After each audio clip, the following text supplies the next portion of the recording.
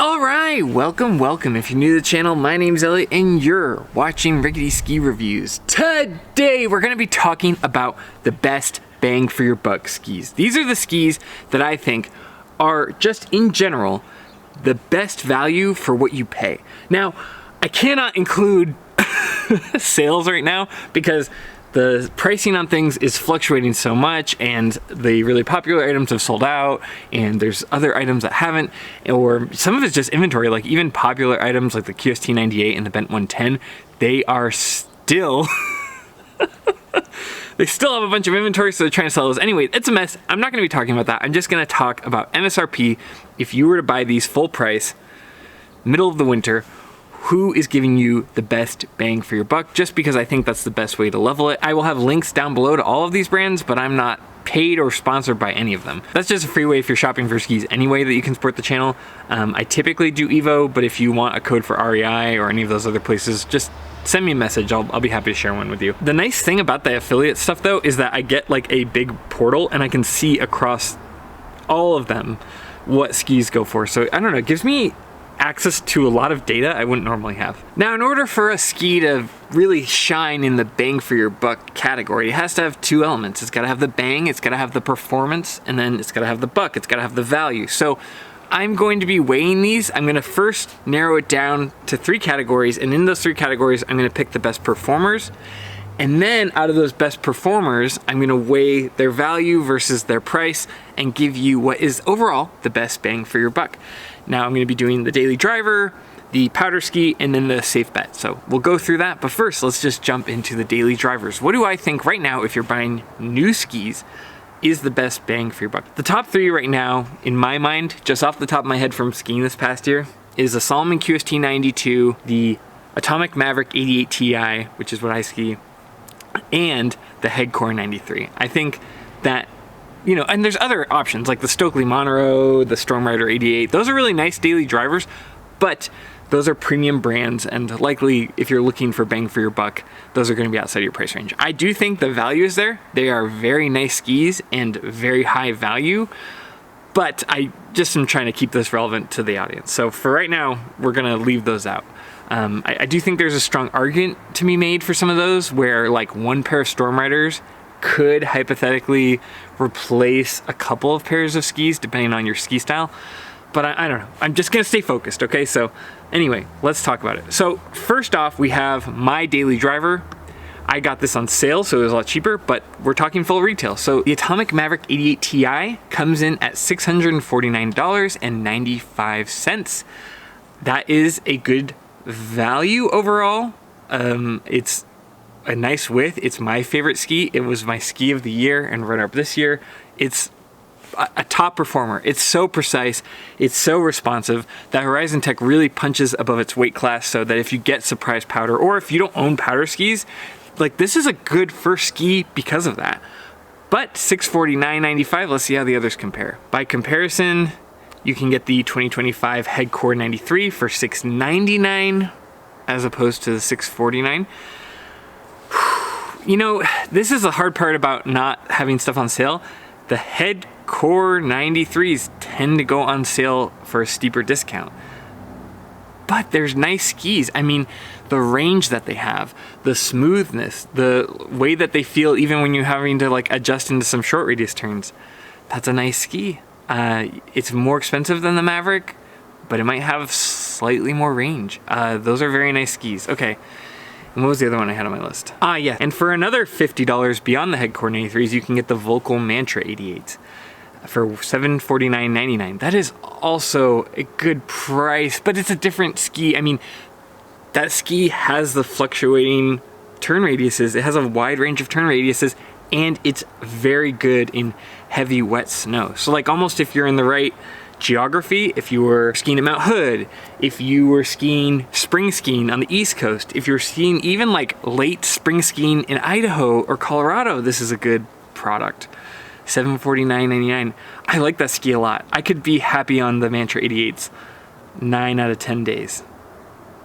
I mean, obviously powder days and soft days probably be a little bit more struggle, but if you care about dampness, this might be the way to go. Okay, and what is the last option? Going back to the Salomon QST 92 for $549.95.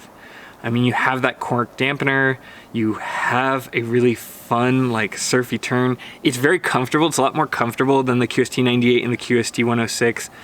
It's a very versatile ski. It really punches above its weight, like the Maverick. I think all of these, there could be a scenario where one was a better option over the other. But if I'm just looking purely analytically at bang for your buck, I gotta give it to Salomon QST 92. I mean, the next closest one price-wise is $100 more. And when you're this low already, that is 20%. What a tremendous value on the QST 92s. I'm kind of surprised they can sell them for that cheap. And also, you know, it used to be you'd see these on sale a lot, but it seems like people have kind of caught on to what a good deal it is because they tend to get snatched up. Like, there's no more 2024s that I can see. I think if you're on trail and you really care about pinpoint carving, I would prioritize the Mavericks. If you want like a very versatile with a little bit more leaning carving, again, Headcore 93s. If you have like heavy snow and you really want a damp ski, the Mantra 88. But just bang for your buck, you're gonna take these off trail. I gotta say, Salomon QST 92 at $549.95 wins this in the value bang for your buck category for skis. What a tremendous ski. I think that this ski is kind of slept on, similar to how the Maverick used to be, just in that when people think QST, they go straight for powder skis. But it's like, man, if you want a versatile off-trail ski, this checks a lot of those boxes, and even at its full price, it's a pretty good value. I know I have a lot of these deal videos, and you can totally find skis for cheaper than this, but at full price, and for what you get out of these skis, the cork dampener, that really smooth, like holding at your apex of the turn, the fun off-trail kind of surfy turns, and then you're also getting a pretty good amount of flotation. I mean, like, I took mine on powder and they still perform well. Yeah, I think honorable mention also goes to the Meyer Wrangler. If you're looking for handmade skis and are made with environmentally friendly materials, when it comes to like those premium brands that are hand making things, I do think the Wrangler at $895 is a tremendous value. I don't see a lot of other handmade skis. For instance, if you compare like Stokely or another one of those handmade brands, they tend to cost a premium, but like, you're getting a lot of value out of it. So if you want to like support a local business and also get a tremendous ski, I think that Wrangler is just phenomenal. It's so much fun. Zach and I are excited to put more mileage on it. So I would go that route if you're not looking for just like that and you do care a lot about like locally made, handcrafted skis. That is the most affordable handmade ski that I've seen on the market. So anyway, just worth putting that out there. Also, this video today is brought to you by me, RicketySkiReviews.com. You can get our base layers. It has that new logo.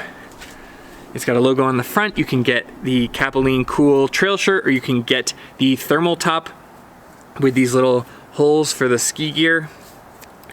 This is gear that I personally already use. It's backed up by Patagonia's repair program. This is purely pre-order. We're doing a limited run, so orders close December 10th. So this is just kind of a reminder for you guys, but I hope you'll consider checking it out. If you want to support this channel, that's a great way to do it. There's not huge margins. I really am just kind of keeping the margins thin because I want people to have good quality products that aren't going to go in a landfill. And also just, you know, you guys can show off the Rickety Ski Reviews branding. And show your love for the channel.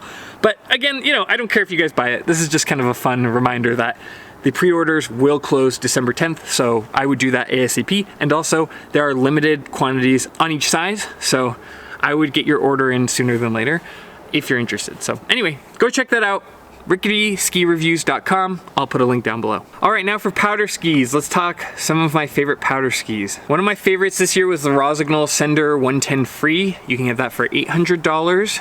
That's a very fun ski, and it carves pretty well actually off of like the powder area into the on-trail. The other one I'll say is the Peak 104 by Bode.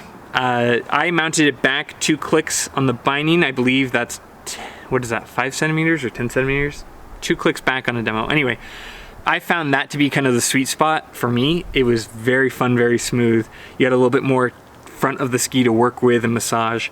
I think like if you're looking for on-trail performance, this is kind of one of my favorite ones. you know, I don't know, it does well in the powder, but it really doesn't make a lot of sacrifices in the carving, which is nice. So $8.69 for like a smaller startup brand. And I think for a lot of people who like to charge hard and we're former racers, it's a pretty easy suggestion. Okay, and then you have the Atomic Bent 110. That was my ski of the year at $749.95.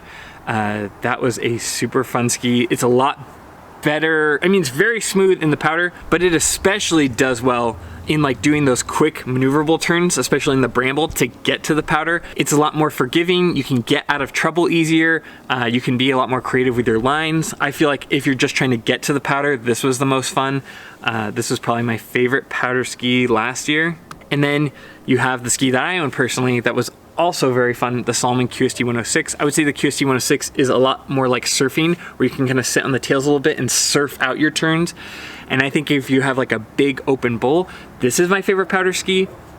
It's less forgiving in the brush and bramble, so you need to really get good at setting up your line. I mean, all in all, it's a tremendous ski, and it's the only ski I found that really replicates how good snowboarding feels in powder. It's also got that cork dampener, so if you care about dampness in your powder skis, it is a nice feature.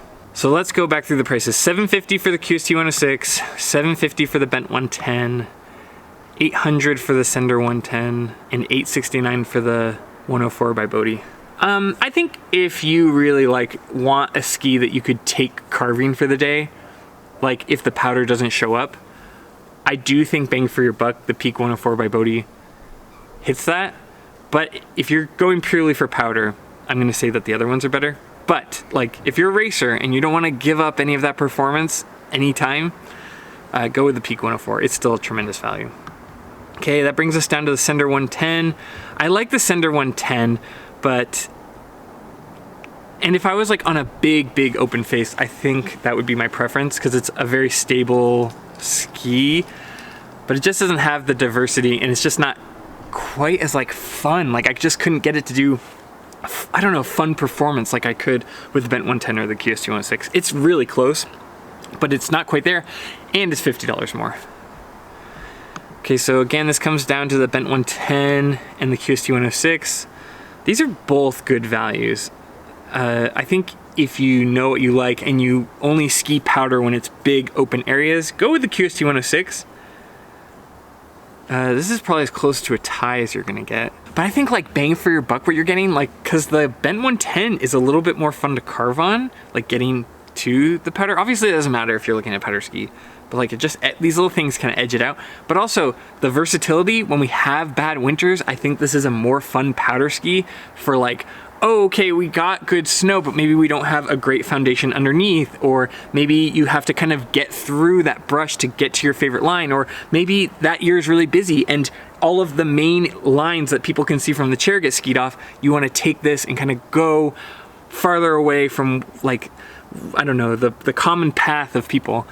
I gotta say, the Bent 110 takes it for value. $750 in this category, and giving you all of those things and tremendous powder performance.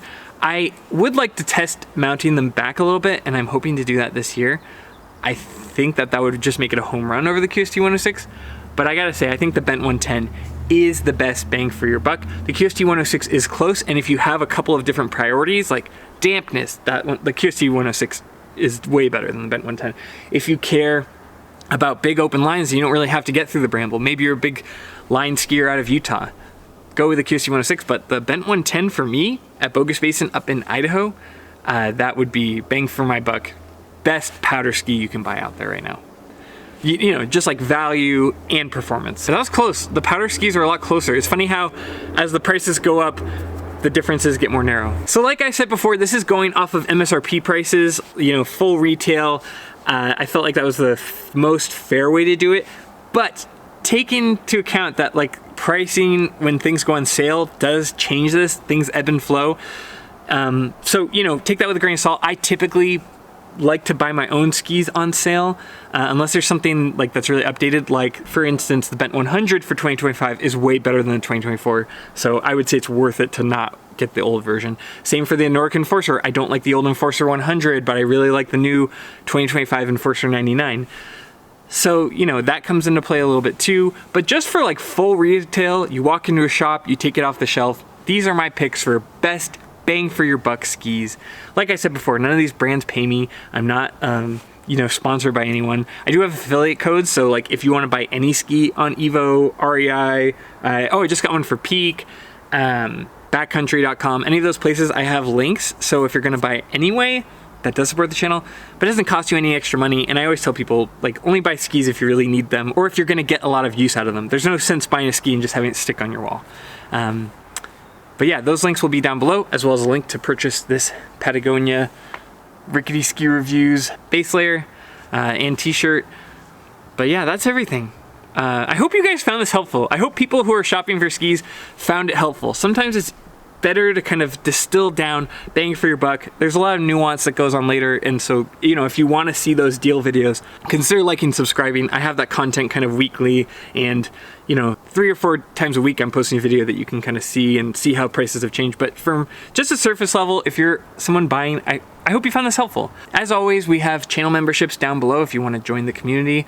You'll get first dibs on merch. You'll also get to ask me questions. You'll have your questions prioritized in my emails. I'm still doing that promotion where I'll answer anybody's questions in email or comments, as many as I can anyway. But as always, more than anything, thanks for being here. Thanks for watching my content. I hope you guys enjoyed it. I am keeping an eye out for Black Friday deals. But I don't know, I've just, you know, Thanksgiving coming up, I'm thankful that you guys watch my content. It's meant a ton to me, but also to my family. So, I don't know, I just wanted to say thank you, I guess. And as always, I'll see you in the next one. See ya.